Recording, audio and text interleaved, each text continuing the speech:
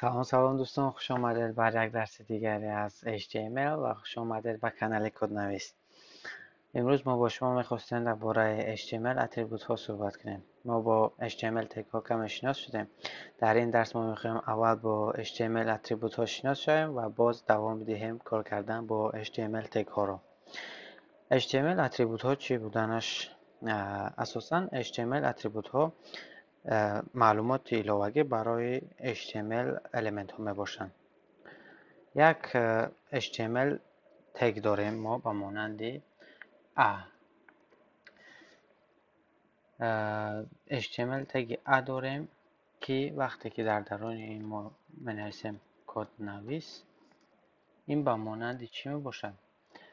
ارتباط می باشد، یعنی سیلکه می باشد. وقتی که ما در این زیر کنیم عین حال ندارد سیلکه، برای همین زیر میکنیم هیچ عملی رخ نمیده. وقتی که ما اتریبوت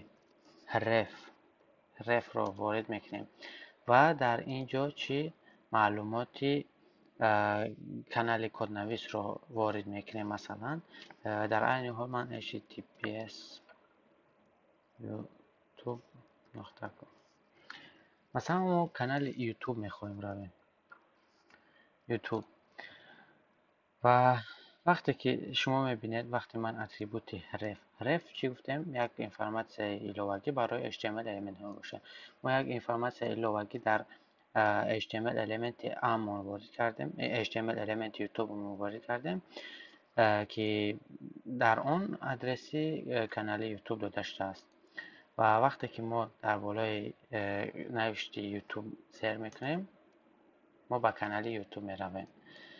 چقدر که شما دیدیم و ما میتونیم هر خیلی که خواهیم، مثلا من به کانال یوتیوب میروم با کانالم میروم و سیلک رو اسکچات میکنم، کپی میکنم، در اینجا چی میگذارم؟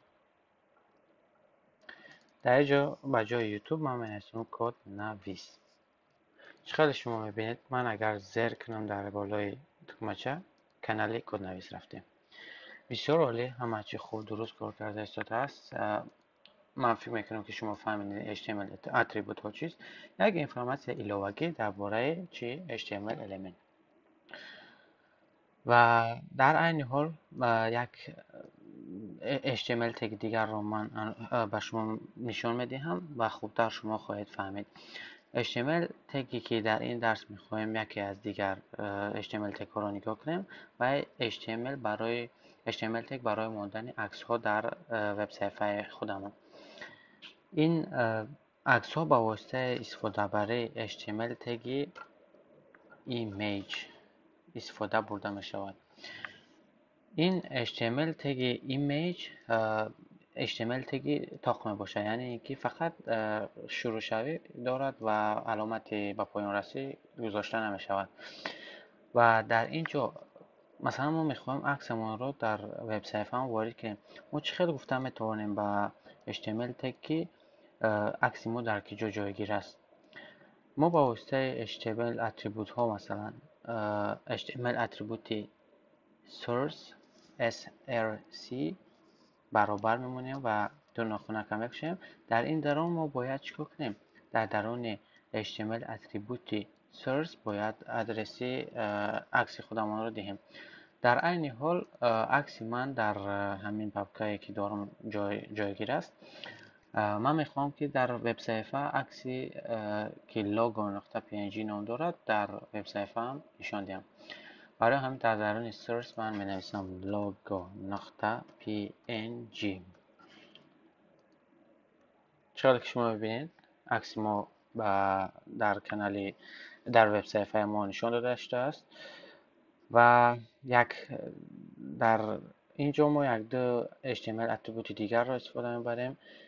مثلا عکس ما چگونه اینفورماسیون ایلاوگی داشته میتونه؟ عکس ما میتونه اینفورماسیون ایلاوگی با مانند رزمر داشته باشه، مثلا درازی و بلندیش. در اینجا درازی و بلندی در زبان انگلیسی درازی چی میشود؟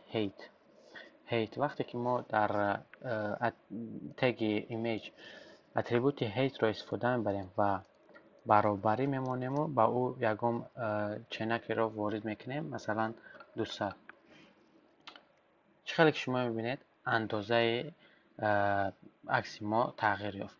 و اگر من خواهم که درازیش را نیز خودم وارد کنم، با واسطه وارد کردن تگ اتریبوت ویدز و دادن رزمری 400 میتوانم تغییر دهم چه درازه عکس خود را. ولی اگر که من تنها هیت را استفاده برم در وقت عکس رزمرش را ارش کردن و گرفته ویدز را نیز به مانند هیت یک چین کرده خوب به ما نشون میده، نه اینکه برابر دسر و از روی عکس نگاه کرده خوب به ما نشون میده، تا اینکه چقدر شما میبینید به مانند عکسی کشیده شده نباشد یا اینکه عکسی ناخوب. در این HTML تگ ایمیج ما چی واقع است؟ سه اتریبوت: اتریبوت source، اتریبوت height، اتریبوت width. یک اتریبوت دیگر رو من میخواهم در این درس به شما بیاموزانم. این مثلا یک پاراگرافی داریم که در کانال ما نشود. مثلا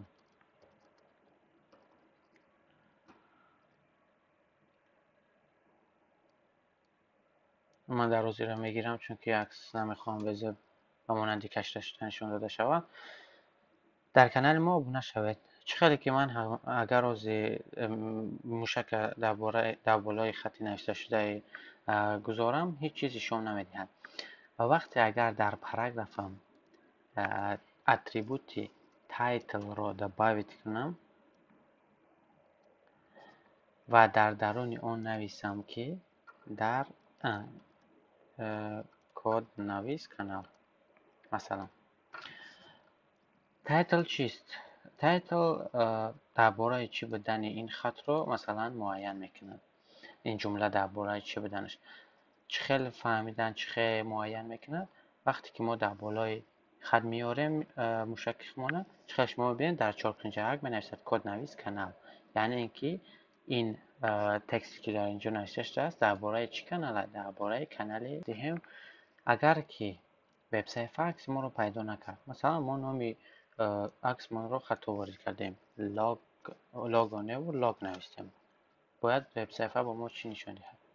چقدر شما ببینید عکسی چی پیدا نشده، عکس ما رو پیدا نشده چیز را اشاره میدهد. این نشانه چیه که عکس ما را نیافت.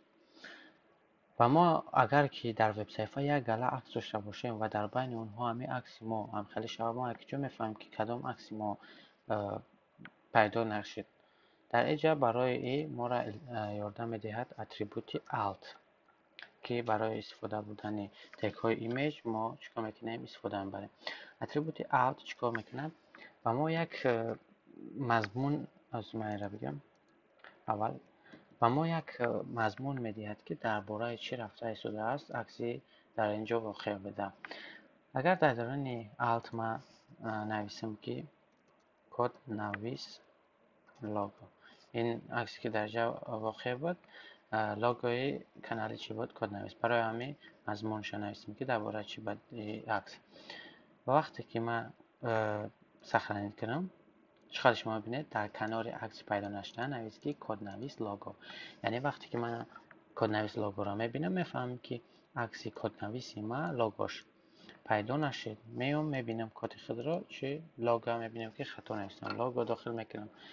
و وقتی که اگر عکس پیدا شود وبسایت به ما alt را نشان نمیدهد. alt فقط به خاطر چه هنگام یافت نشدن عکس یک مضمونی عکس را داده شود تا اینکه فهمیم در کجا خطاگی ما داره. اگر ما خواهیم یک عکس دیگر در وبسایت ما داخل کنیم چیکار میکنیم؟ یک تگ دیگر ایمیج میسازیم. در اینجا چی سورس، در قسم سورس من یک عکس دیگر دارم که به نام پروگرامینگ JPG. من در قسم سورس چیکار میکنم؟ عکس خود را نامش رو میدهم پروگرامینگ نقطه JPG و در قسم alt یک رزمر دهیم تا که خوبتر ببینیم درباره چه عکس شم دستر میدیم. چقدر میبینید درباره برنامه نویسی میمونم الچا پروگرامینگ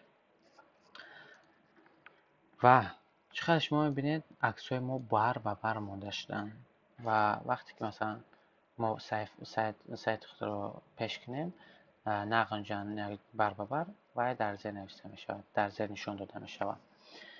ما اگر خواهیم وقتی وب صفحه ما حتی رزمری کلان خفا شدگی باشد ولی عکس ما تهبته گذاشته شده باشد چیکار کرده میتونیم؟ با استفاده بردن از تگ های پ ما میتوانیم چیکار کنیم؟ این مشکل را ریشت کنیم. یک تگ پ میکشیم، در درونش عکس خود را میگذاریم. دیگری عکس خود را گرفته در درون تگ پ میگذاریم. چخیلی شما میبینین هر دی عکس ما از خط نو واقعاً و دیگر مهم نیست که آیا میگنجند در یک جایی که یا که نمیگنجند، همیشه چی در خط نو. شما فکر میکنم فهمیدین برای چی پاراگراف تگ پ این کار رو کرد؟ برای که پاراگراف ها از خط نو شروع میشن. برای همین هر یک صورتی را که در درون پ میگذاریم و از خط نو گرفته چه به ما نشان میدهد. امیدوارم که شما گرفتین فهمیدین چیزایی که من فهماندم و میگذاریم به قسمی وظیفه‌ای که شما باید انجام بدهید. چه که شما ببینید در اکران من نشون داده شده وظیفه‌ای که شما باید انجام بدهید. در وظیفه ما چی داریم؟ یک خط داریم در اول که خط ما چی است؟ جمله ما سلام دوستان به کانال یوتیوب ما ابونه شوید. در این جمله من یک مضمونی درباره چی بودن کانال را اضافه کردم که وقتی موشک را در بالاش میبریم چی میشود؟ مینویسد که درباره کانال. شما باید یک وبسایت به مانند این سازی که این خیلی تایتل در قسم این جمله داشته باشد، یک عکس داشته باشد که گذاشته شده است بعد از جمله و یک چی باشد سیلکه و وقتی که زیر کنیم فرق ندارد شما هر جایی رو که میگذارید، کانالی فیسبوک، ادنا کلاسیک، کانتکت، یوتیوب، هر جایی را که میگذارید. ما در این حال کدنویس استفاده بردم که وقتی زیر میکنم کانال کدنویس میروم. و یک جمله دیگر باید داشته باشید که نوشتهش است درباره برنامه نویسی. وقتی که موشک را بالاش میبرم چی میشه؟ درباره برنامه نویسی. وقتی که جمله را من نخوام کل خانم و فهم درباره چه موشک را بالاش میبرم درباره برنامه نویسی من میفهم. و در اینجا باید چی داشته باشیم؟ یک عکس های دیگری بر به بر می آمدگی باید داشته باشیم. در اینجا تنها در اینجا چی باشه؟ یک جای وقتی که بر به بر باید باشه. وقتی که پیش میبریم وب صفحه را نمیگنجند چی میشه؟ البته امیدوارم که به آسانی این وظیفه را شما خواهید انجام داد. ویدیو را پاوزه زنید، شما وظیفه را کنید و بعد بیایید ویدیو را تماشا کنید تا اینکه یک جای کنیم. اگر خطاگیری در شما باشد یک جای اصلاح کنید. انتظاره.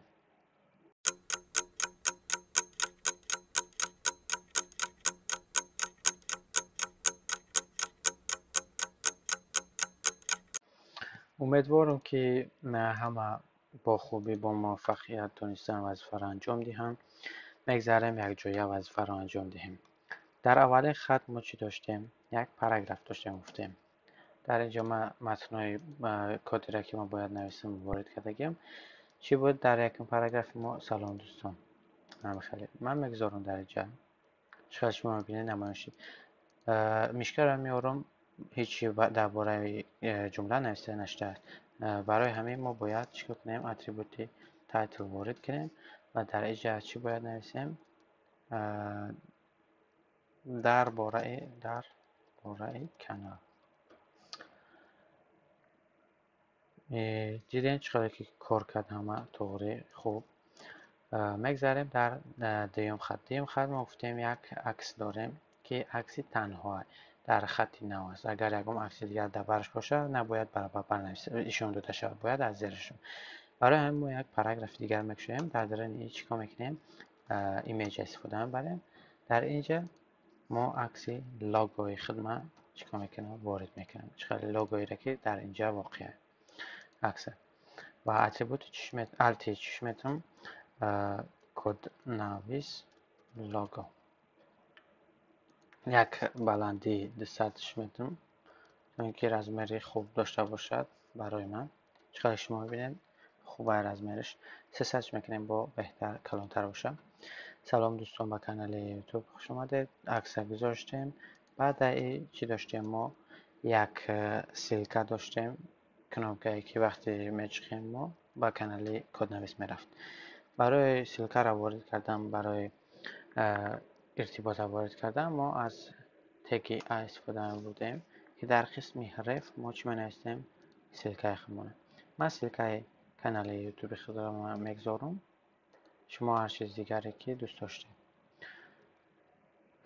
و در درون اینجا ما می‌نویسیم کد نویس. در درونی چی؟ تگ های در بین تگ های کد نویس. چقدر شما ببینید با وجود آمد این سیلکه ما. زیر کنیم اگر می رود به کانال یوتیوب هم خوب کار کرده شده است. در دیگر خط ما یک پاراگراف دیگری داشتیم که چی بود؟ من درباره کد نویس بود، برای درباره برنامه نویسی وارد میکنیم متن خود رو. چقدر میبینید شما با وجود آمد. باید مشکل بیاریم چی نویسد درباره برنامه نویسی نکنیست. برای همین ما تایتل در باید میکنیم و می نویسیم درباره کد نویسی، برنامه نویسی. برنامه نویسی وقتی میاریم چقدر میبینید درباره برنامه نویسی. و بعد از این چی داشتیم؟ ده عکس دیگره که بر هم اومدگی بودن. برای بر اومدنشون چیکار میکنیم؟ یک پاراگراف میکشیم اول و در درون پاراگراف هر دی عکس مونه یکمگی عکس و دیگه عکس مونه چیکار میکنیم؟ منویسیم. یکمگی عکس ما با نام چیه؟ پروگرامینگ. دیگهش با پروگرامینگ هر چی ما وارد میکنم پروگرامینگ. اول یک عکس من و بعد پروگرامینگ یک و در ایش پروگرامینگ یا نول میدهم. در اینجا پروگرامینگ یک نه رزمرش رو میتونم هیتی 200 در ایش هم 200 یعنی در دیگری عکس هم 200 کمی خفا میکنیم. چقدر میبینید شما چیزی که ما وظیفه شون داده بودیم وظیفه را همش انجام بدیم. تا عکسی بر که وقتی صفحه پیش بیاید نرنجد از زیر یک دیگر نوشته می شود. جمله وقتی که بالاش میاریم نوشته می شود درباره برنامه نویس، درباره کانال. وقتی که نوکره میچخیم سیلکه را میرود بسته عکس گذاشته شد. همه را خوب انجام دادیم. امیدوارم که شما را هم همیشه انجام داده وظیفه را و با همین چیزها درس ما به پایان میرسد. اگر اگه چیزی نفهمی داشته باشید در زیر نویسید. امیدوارم که همه چیز فهمیده. تا درس دیگر، خدا نگهدار.